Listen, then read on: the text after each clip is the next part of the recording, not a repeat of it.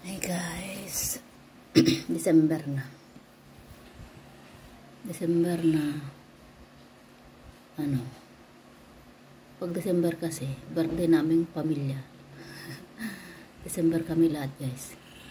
Pati yung araw ng kasal ko, December 10. Buwan ng kasal ko, December 10. Kaya, parang pag December ay napakahalaga.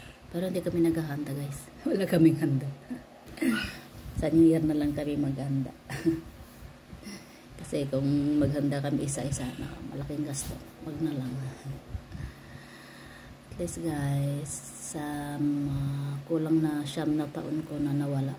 First time ko ngayong December na nandito sa Pinas. First time ko ngayong December. First time kong mag-New Year dito.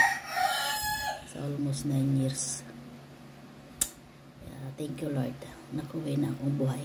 Kala ko hindi na ako makauwi ng buhay nung nag-pandemic. Grabe dun. Na-COVID din ako dun guys. Pero hindi naman grabe.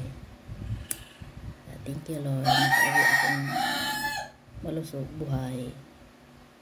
Kahit wala akong pera na umuwi, masaya pa rin. Walang kasing saya pala guys pagkasama mo ng pamilya. Kahit pala sumisweldo ka buwan-buwan, may pera ka, pero kulang. Parang kulang yung buhay mo. Nag-iisa ka sa ibang bansa. Para sa akin lang yun guys. Kasi yun ang pananaw ko. Walang kasing saya. Pag buong pamilya.